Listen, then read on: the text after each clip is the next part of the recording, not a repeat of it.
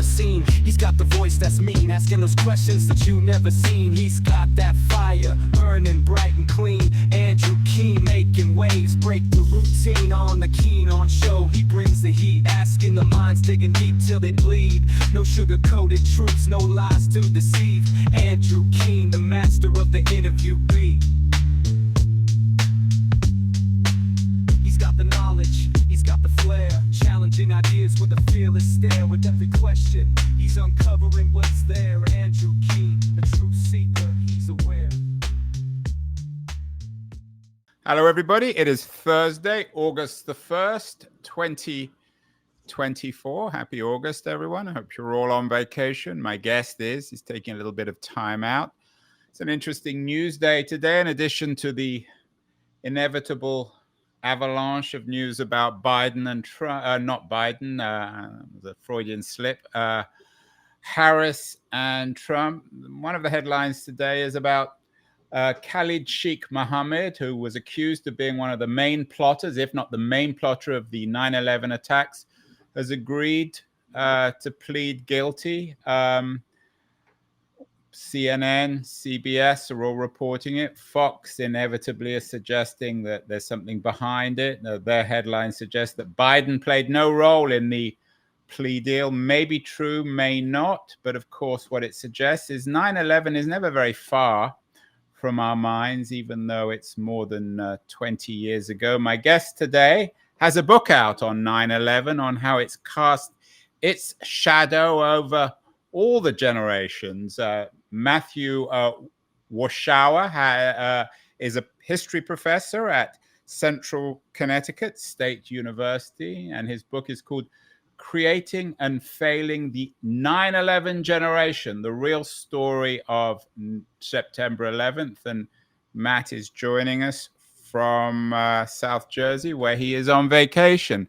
Matt, is that the premise of the book, is that 9/11 has cast such a dramatic shadow over us in the 23 years since it happened that we can't really escape it, for better or worse?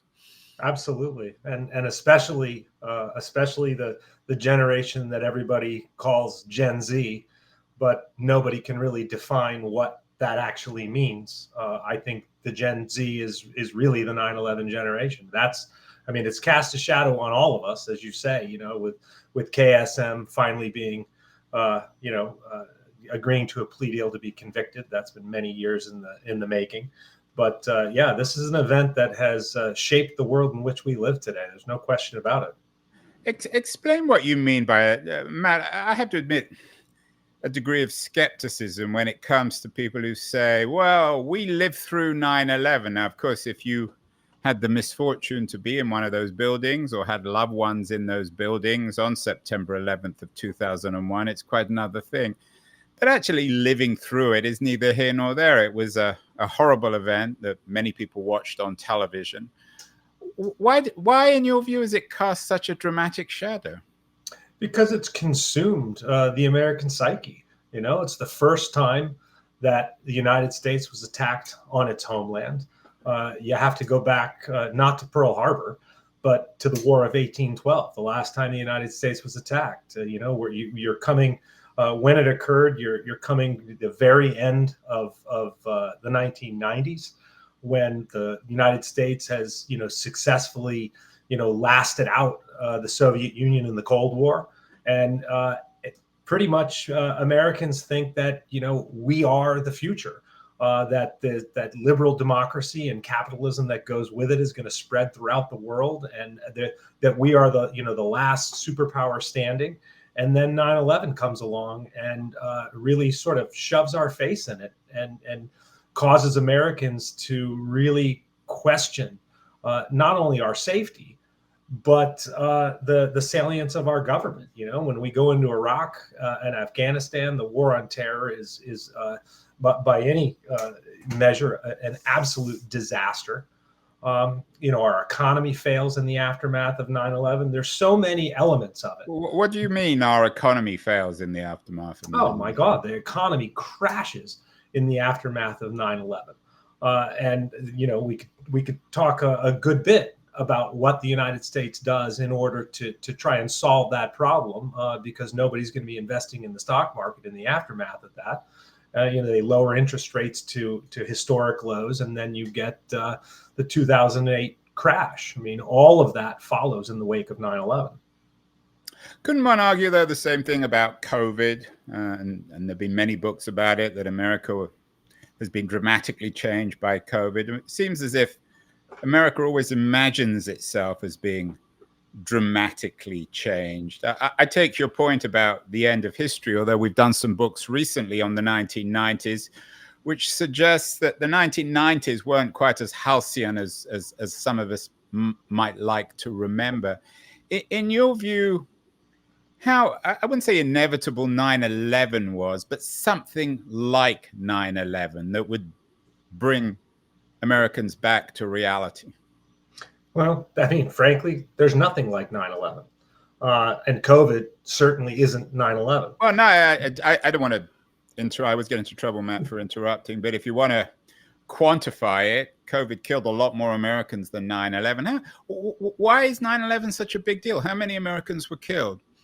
About 3,000. It's not Which was about a daily number. it's not. Yeah, I agree with you, but it's not about.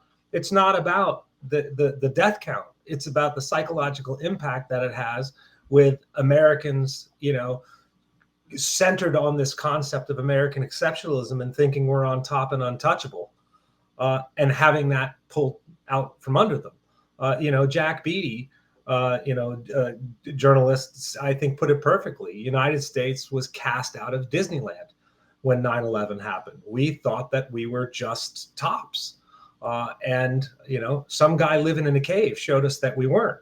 I don't buy the comparison with COVID in the least. COVID was hugely problematic, very economically impactful, very problematic diplomatically and politically.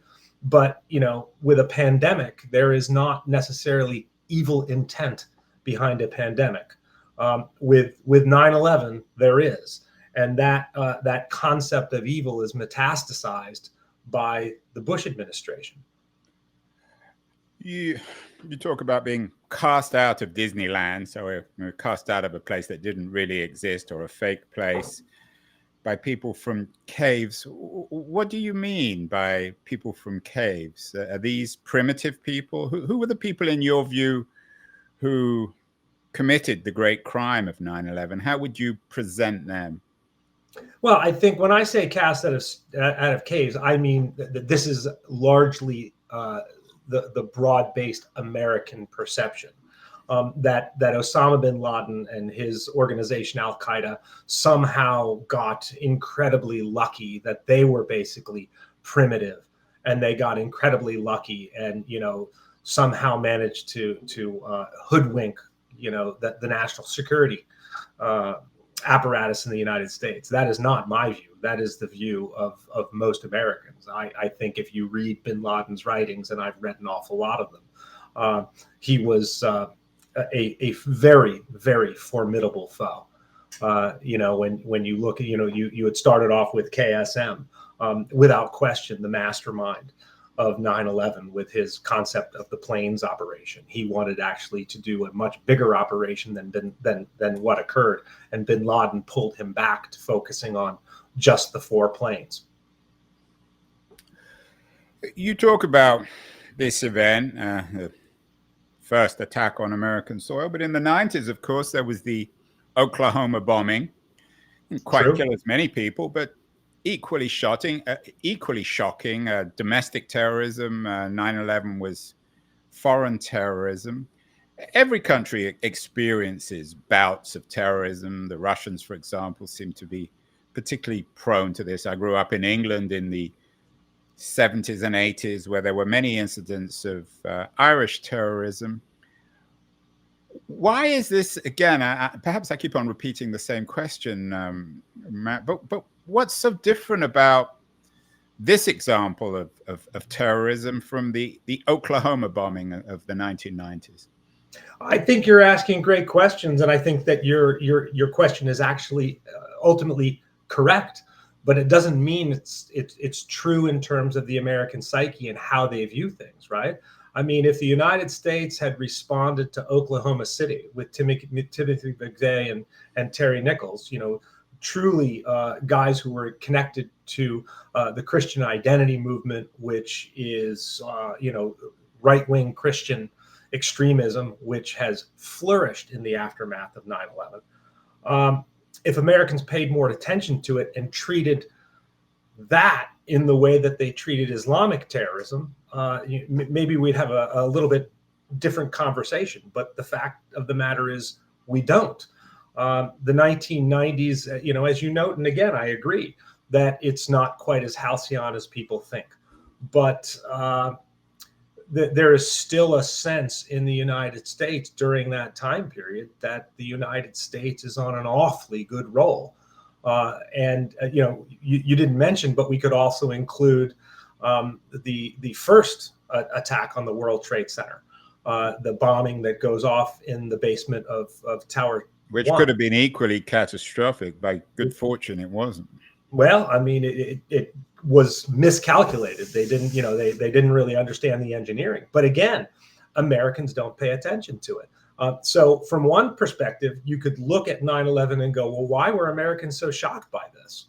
They shouldn't have been. But the fact of the matter is they were.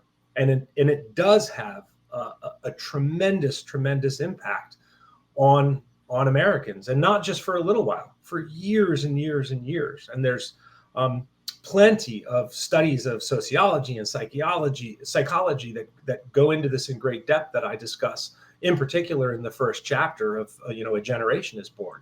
So I think that Americans, with this concept of American exceptionalism, which a lot of Americans still hold on to, I think Donald Trump tries to tie into that when he talks about make America great again, because Americans feel that something somewhere along the line has been lost.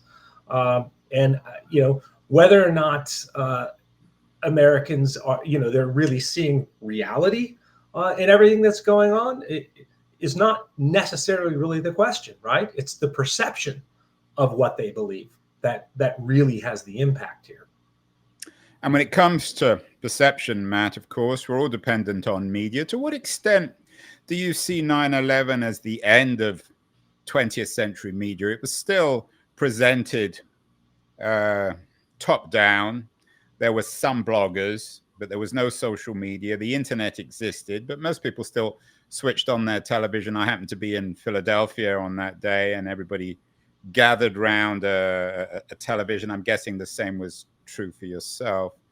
To what extent can we see 9/11 as the moment when the mainstream media world of the 20th century began to change into the fragmented age of social media and the digital revolution of the 21st century?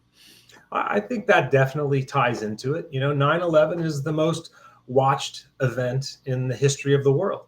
2 billion people see it live. Part of it has to do with the timing of the morning, with the really perfect balance of time between the first plane hitting at 8:46, where everybody starts watching, calls go out all over the place. And then at 9:03, that second plane flies in. Americans watch that loop over and over and over again for a solid year, really more than that. This is the beginning of the crawler, that news crawl that goes across the bottom of the screen. The major networks right after 9/11, they run their news shows without any commercial interruption for I think it's something like 90 something hours. Yeah, Hollywood couldn't have done it. It could have been invented. And some people thought when they watched it for the first time, many people thought that it was actually a Hollywood production. Where were you on 9/11? I was in a classroom with students, and in Connecticut. Anybody of our age, we know exactly where we were. I was in a classroom. We certainly do, man. Yeah, with a bunch of students, and somebody walked by the classroom door and said, "Hey, a plane just flew into one of the towers of the World Trade Center." And I, for whatever reason, I looked at my class and I said, "Let's go." And we walked down a flight of stairs and we watched that whole thing live.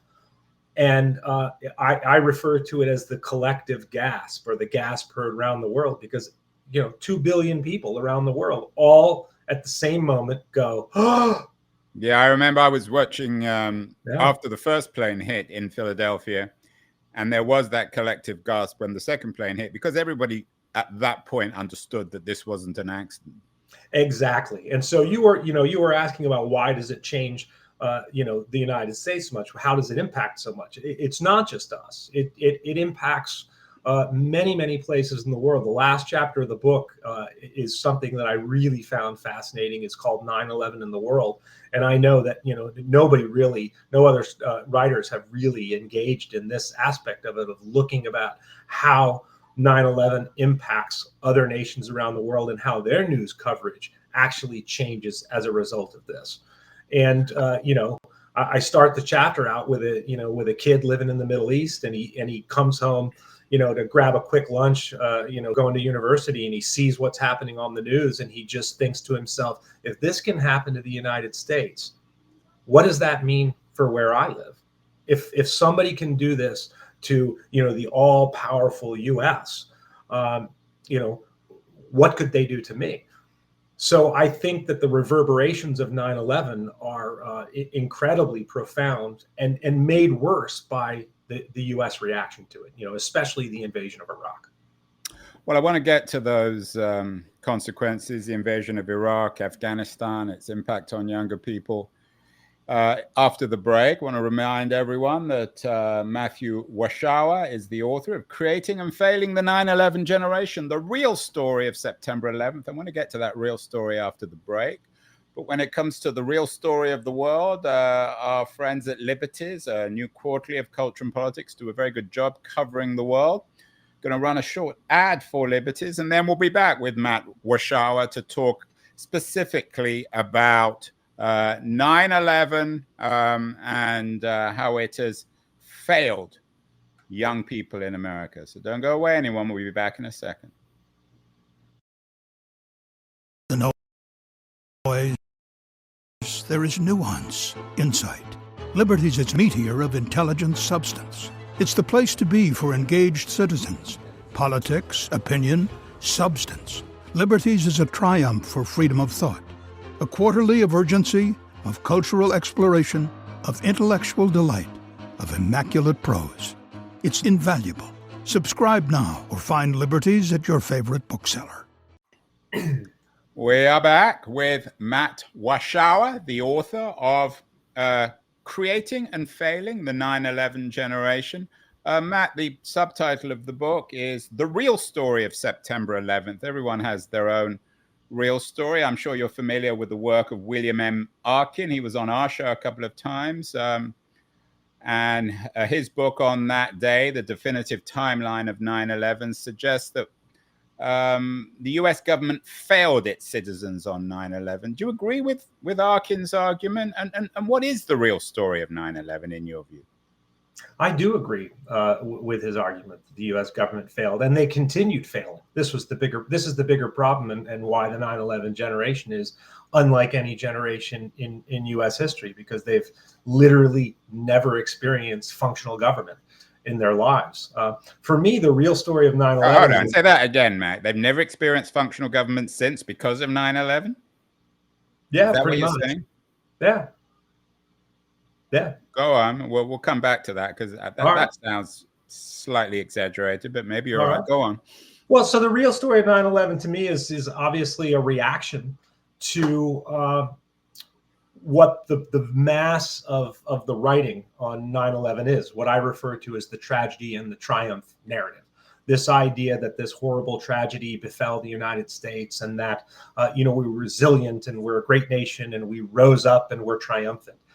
If there's a very good book named by Mitchell Zukoff, Boston University professor, called Fall and Rise, which just defines this concept of the tragedy and triumph narrative. And what most of these books focus on are the 102 minutes of 9/11. And this is the amount of time from when the first plane flew into the North Tower to when that tower collapsed. The North Tower was hit first, but it fell last.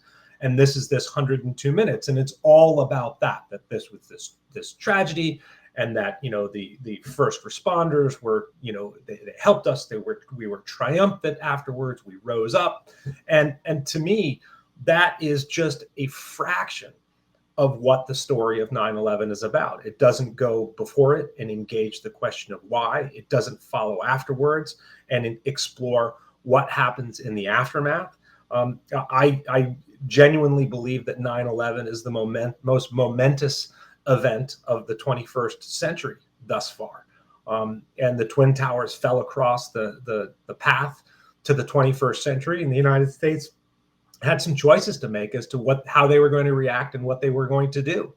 I believe they made the wrong choices, and hence the idea that they've failed the generation, that they've failed the United States citizens. Many conspiracy stories, of course, about 9/11. There are some people who perhaps might even argue that it never really took place. In your book and in your understanding, you're obviously very well read in the literature. You've done a great deal of research. Is the basic narrative that this was a terrorist act committed by well-organized, well-financed members of Al-Qaeda? Is that correct? Yes, I think it's correct. Is there anything that we get wrong? Is there anything about the story that, in your mind, the conventional story, that doesn't smell quite right? I mean, we'll come to the failure of American intelligence, which I think many people have written books about. Sure.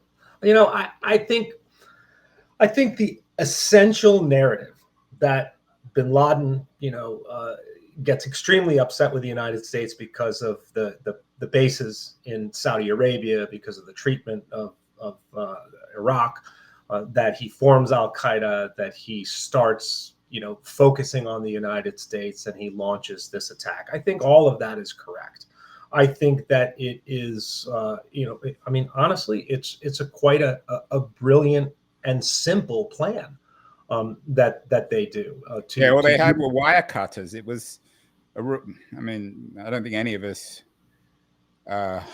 would want to admire it, but in technical terms, it was a remarkable achievement. Absolutely. Look, it's on a shoestring budget, right? $400,000 to $500,000 is all this costs, and they are successful 4 out of 4 for taking the planes, and they're successful 3 out of 4 for hitting their intended targets. That is an incredibly successful operation. It is, if you want to call it evil, if you want to call it, horrid, that's fine. But I don't think anyone's going to argue. I certainly wouldn't argue with that, with you on that, Matt. What about the responsibility of the American security state, particularly the FBI and the CIA? How much accountability do they have? I think they have tremendous accountability. And I think, if you look at the 9/11 Commission report, they conclude, I think, correctly, that these two organizations are notorious for not communicating and sharing information with one another.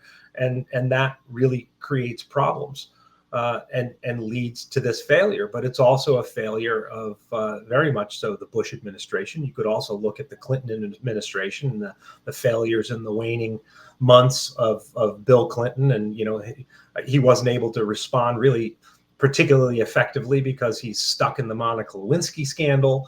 But the Bush administration, when they come in, of course, there's always going to be some lag between, a new administration coming in, especially after, a Republican administration coming after 8 years of a Democratic administration. But it's also incredibly clear from all of the information that's available that the Bush administration, they just didn't care. They had no interest in dealing with Al-Qaeda. They didn't take it seriously in the least. There were plenty of presidential daily briefings with headlines that said, that bin Laden intent on attacking inside the United States. Richard Clark, the national security advisor, said the system was blinking red. So it's a massive failure, just a massive failure. The fact that the United States goes into an incredible security state afterwards, I think to a certain extent they go overboard, right? You're not going to be able to pull off another 9/11 style attack. It's all based on surprise. Matt, you said something earlier, and please correct me if I misunderstood or misrepresented, but you said since 9/11, American government has essentially disintegrated. I don't quite remember what words you used. Is that what you meant? Do you believe No, that American democracy has essentially failed since 9/11 in the more than 20 years since the planes hit the towers?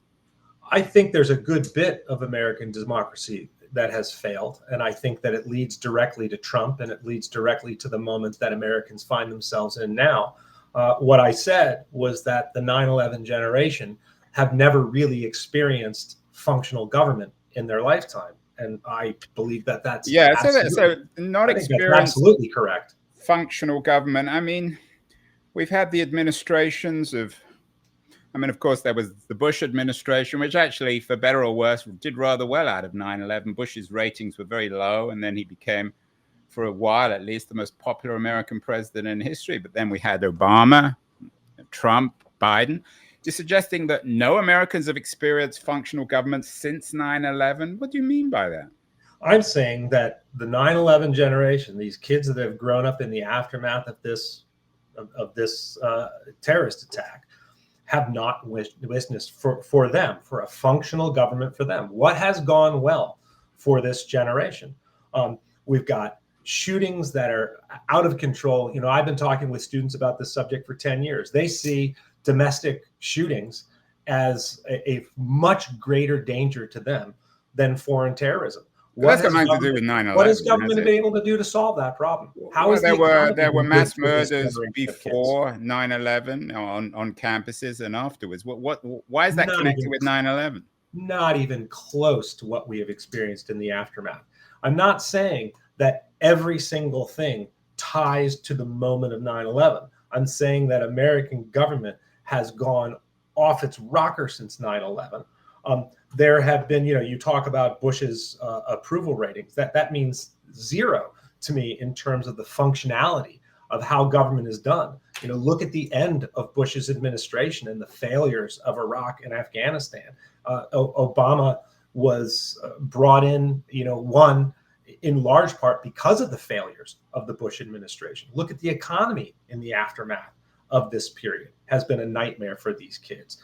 College debt out of control, shootings out of control, climate change. Government just seems to be utterly and completely dysfunctional to this. But those things you mentioned, I take your point, Matt, which perhaps reflects a certain kind of hysteria in America about government and society, which has existed certainly in the 20th century as well. Of course, Hofstadter wrote a famous essay on that, on paranoia.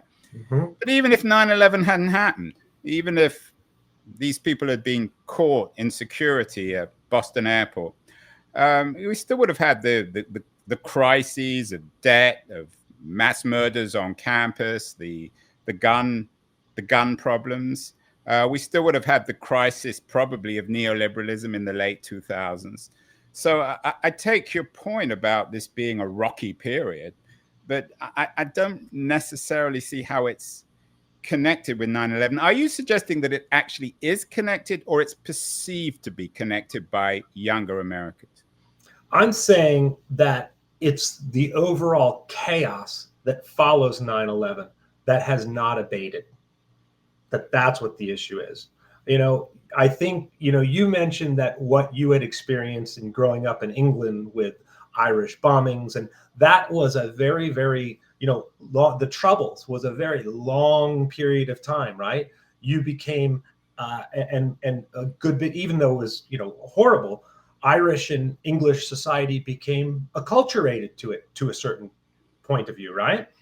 That's not the case for 9/11, right? This drops for most Americans. 9/11, I was going to say, drops out of the sky. It literally drops out of the sky for the American public, and I think you can't simply sort of whisk away this concept that the American psyche isn't profoundly impacted by this, and that there isn't chaos that follows it. That remains, it doesn't abate for a long period of time. I take your thesis about anxiety and dysfunctional government in some ways, but Jonathan Haidt has a new best-selling book out about the anxious generation, how the great rewiring of childhood is calling an epidemic of mental illness. I don't think Haidt spends much time in this book, The Anxious Generation, talking about 9/11. All these things have happened. 9/11 is a piece of it, but it's not necessarily central. I read Haight's book with his co-author, The Coddling of the American Mind, and I think that he's right. I think some of it has to do with the smartphone and increased anxiety in relation to that. But, you know, I address that book specifically in my first chapter. I think that they're absolutely wrong, that they don't recognize 9/11. I think they make a big mistake in that. They start talking, you know, they focus in particular on 2013, 2014, the number of college-age students that are arriving on college campuses, and that this is sort of this time period where there is, you know, a massive crisis on college campuses of anxiety. And they don't go backwards and go, oh man, that's the same age group that were young and saw 9/11 happen live, right? These are my nieces. This is the same ages as my nieces and nephews, right? I mean, go take a look. Go and Google Osama bin Laden and his death when that happens. Who's out in the streets partying and celebrating that the boogeyman has been killed? It's all college-age students. It's all those kids who were 8 and 10 years old when 9/11 happened, and they watched the entire world around them and every adult in their lives collapse, not for a little while, for a long time. And that has a profound... Some people might argue, though, Matt, in terms of your argument about this generation not experiencing functional government, that even Obama's success in assassinating bin Laden reflects, and I want to come to American foreign policy more broadly in a second, but that reflects a degree. You may not necessarily admire or approve of that state assassination, but it reflects a degree of functionality that America was able to revenge itself. What does killing bin Laden do in terms of the larger scope of the war on terror? Zero. He's been largely, you know, the Bush administration would make the decision to go into Iraq. I looked at Bush and the people around him, their speeches, and really dissect the speeches and look at them very, very carefully. Bin Laden is largely replaced by Saddam Hussein. You know, you look at Bush's speeches in the aftermath of 9/11, and bin Laden disappears. And if there's one thing, you know, to go back to your earlier question about, you know, what did the government not get right? They could have captured bin Laden immediately after 9/11. They had him. They knew exactly where he was in the Tora Bora Mountains. And my belief is, and there's been writing on this, that they absolutely let him escape because they needed the war on terror to go on much longer. So, you know, so you're saying it was a conspiracy, that they chose not to assassinate him because they wanted to extend the war? How are you going to go into Iraq if you've already killed bin Laden? All right. One of the CIA operatives, a guy named Michael Shower, was on the ground in Afghanistan. He was in direct contact with Rumsfeld and the Bush White House, and he literally used the term in one of his communiques, "Let's kill the baby in the crib," meaning we have bin Laden. We can end this thing before it gets too out of hand. And the extra forces that he wanted, there were 1,000 Army Rangers right over the Afghan border that could have been flown in to cordon off the area, and it's not done. So they want bin Laden. They let bin Laden go. That's again, I can't call you on it because I don't know enough. It's quite a damning statement, certainly if it's true. Let's talk about foreign policy more specifically, Matt, because I think on that front, you're, at least in my view, on more solid ground. Since 9/11, American foreign policy seems to have been a series of disasters. We've done many shows on Afghanistan. We had Ruben Gallegos running now in Arizona for Congress on the show about his experience in Iraq. How catastrophic was America, or has American foreign policy been since 9/11 in terms of these tragic, catastrophic misadventures in Afghanistan and Iraq, and perhaps more broadly in the Middle East? It is catastrophic. It's an absolute disaster, especially the movement into Iraq. If we had stayed focused on Afghanistan, perhaps we might have been able to do something functional there, though that, given the history of that country and the failure of other nations there, that is, doubtful. But going into Iraq was just such a huge mistake, and the arrogance with which the Bush administration thought that they could just sort of waltz into this country and easily overthrow it and launch a pro-Western democracy is just absolutely remarkable.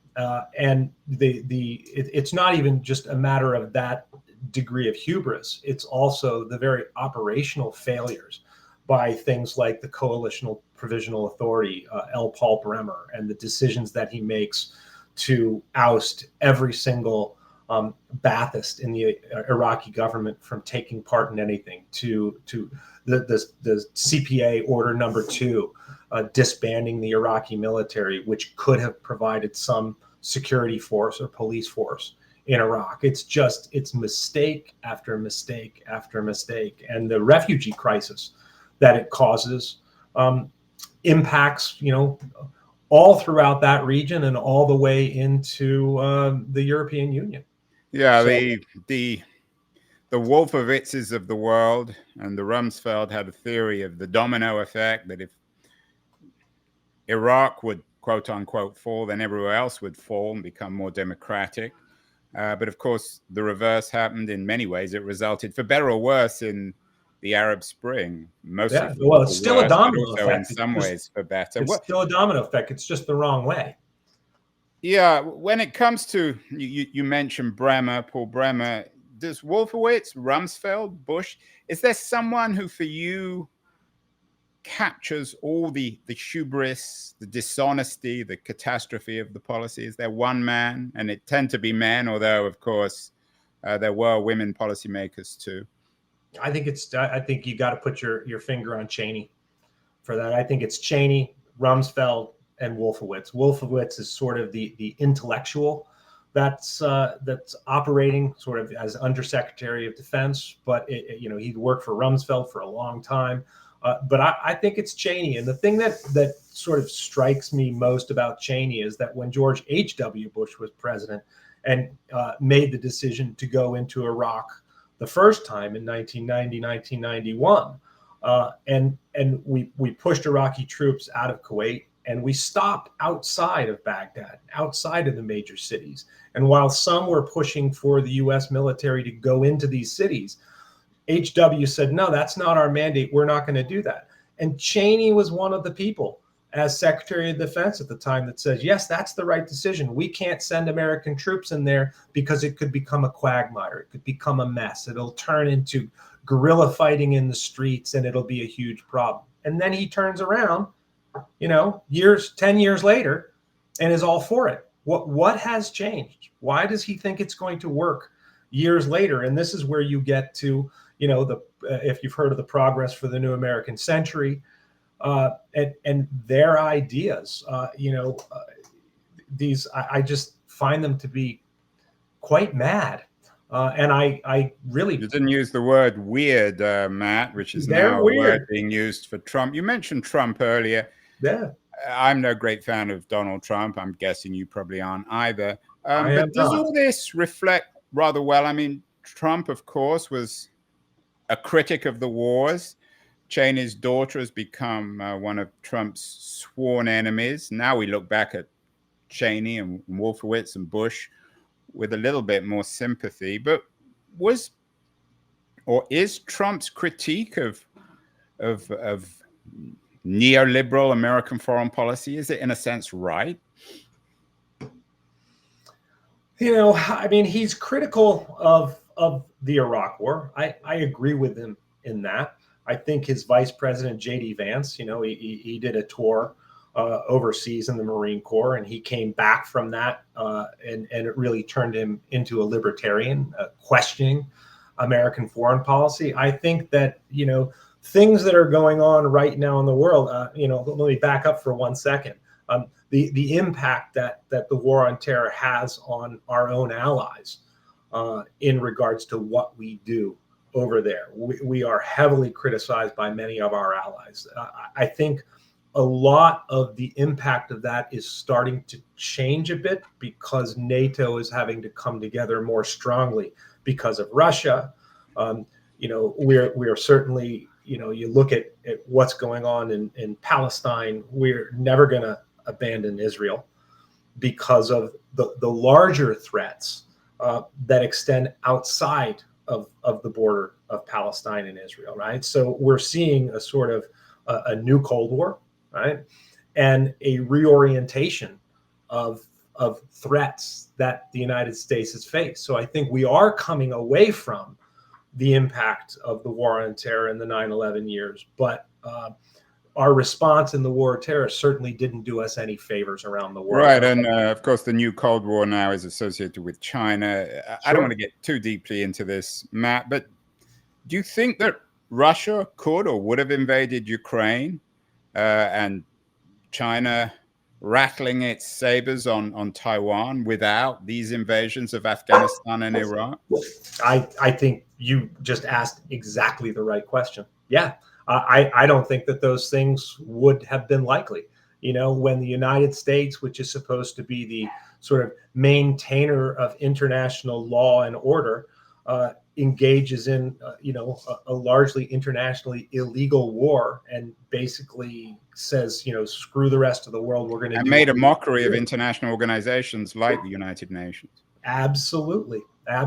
So you're convincing me a little bit, Matt. You're doing a good job. What about internal stuff? I'm less convinced of that. We've had Elliot Ackerman on the show several times, a wonderful writer and a very important figure, I think, in contemporary America. One of the few highly educated upper-class Americans to have fought in these wars. He was on the show recently talking about the danger of mercenaries and the value of national service. Was one of the problems with these wars in Afghanistan and Iraq, although this may not have just been 9/11, but they were fought not by the kids coming out of Harvard and Yale, but by essentially a mercenary force? I think that that's definitely a component of it. And let me wrap it into something else that you had asked about in terms of dysfunction and extremism in the United States. What happens when you send a lot of young men and women overseas to fight in a war that makes no sense? They have horrible experiences in it. And then they come home and, I don't know if you ever heard of Phil Clay. Phil, he's been on my show too. I know Phil and Ackerman are friends. He's a very, I love his work. I love his work. His book Redeployment is absolutely fantastic. He wrote a great op-ed for the New York Times a number of years ago titled, we went to war while America went to the mall. Yeah, we discussed that when he was on the show. He's excellent. It's a really fascinating concept. What happens when you bring all these guys and women home and they have this resentment about the dysfunction of American society and about American government, and they come home and they return to a place that doesn't look like it's at war and nobody's concerned about what's going on. They've seen the failure, and they start questioning the salience of liberal democracy, and they start questioning the salience of our government. You get going back to the Oklahoma bombings, McVeigh, of course, was also somebody who was someone who'd been in the U.S. military and experienced something that led to this terrible crime that he committed. So it's not just 9/11 or even Iraq or Afghanistan. Yeah, but those are pretty big. I mean, right? Those are massive, and especially when the neocons, especially Rumsfeld, Cheney, Wolfowitz, others, they are hoping that our success in the Middle East will erase the history of Vietnam and show that that was a fluke and that we are great, and and it doesn't work. And so when it doesn't work, what's downstream of that? How does that impact the society even further? So again, it gets into my argument that they've seen little more than dysfunction. Well, certainly the neocons have dramatically changed, or the failure of the neocons in foreign policy has dramatically changed the Republican Party. Finally, Matt, it's a very interesting conversation. But has it? Well, I think it has in foreign Has it? policy terms, in the sense I that, think that the there's Trump-Vance wing has taken over. You don't have any right, neocons. but Do you you have still have neocons left in the Republican Party? They seem to be more in the Democratic Party, particularly in policy towards Russia and China. yeah, but we still have some pretty wacky ideas coming out of the Republican Oh Party. yeah, I'm not excusing Yeah. the Republicans. In fact, the neocons make more sense than the Trump-Vance people, but it's resulted in the end of neoconservatism within the Republican Party. Finally, Matt, you mentioned the broader Middle East. Of course, the other headline today, in addition to the Khalid Sheikh Mohammed, is Israel's assassination of a couple of powerful Hamas people. To what extent does the whole history of the Middle East has to be understood in terms of 9/11, and to what extent might we still be in 1913 or early 1914 when it comes to a broader war, as a consequence, as the final chapter of this catastrophe, this tragedy? I think that is the key to actually understanding 9/11. Right? And this is why so many of these books, this is why I call the book The Real Story of 9/11, because most of the authors that write on this subject, all they want to deal with is the 102 minutes, the tragedy, the triumph. My chapter 3 of this book is entitled simply Why. And it goes all the way back to World War I, and it explains to readers why you actually need to understand American foreign policy. And I'm sure you talk to people about foreign policy all the time. How many? I mean, what would be your take on how knowledgeable most Americans are about foreign policy? Yeah, I'm not gonna respond on that one. I don't want to. Well, it's pretty dismal. I don't want to right? lose the 2 or 3 listeners I already have in this country. Yeah, right. But it's pretty dismal, and so I think it's really, really. But does that come? I mean, finally, it's an interesting thesis. Does that come back, though, to, in a sense, undermine your thesis? As you noted, most Americans know nothing about foreign policy, its history. Now they're all on social media or on TikTok, which, to be kind, trivializes it. Your argument suggests that it's undermined young Americans' faith in functional government, but they don't know anything about functional government. There is no civic education. So again, can this be understood in a broader cultural and political sense, and not just in terms of 9/11? Yeah, absolutely. And that's in fact exactly what I argue in the book. I'm not trying to suggest that 9/11 is, that every, member of the 9/11 generation experienced some sort of traumatic event, and that, if they just go lay down on a psychologist's couch, that somehow this is all going to be revealed and they're going to wake up one morning and go, aha, it was 9/11. That's not my point. My point is that 9/11 unleashes a cultural chaos in the United States that has not abated. And it's not that cultural chaos didn't exist prior to this, right? But it's this one, I believe, has been quite different and quite detrimental to the start of the 21st century. And what I really believe is that if the United States had handled 9/11 in a very, very different way, which they had the opportunity to do, we would be living in I think, quite a different reality right now.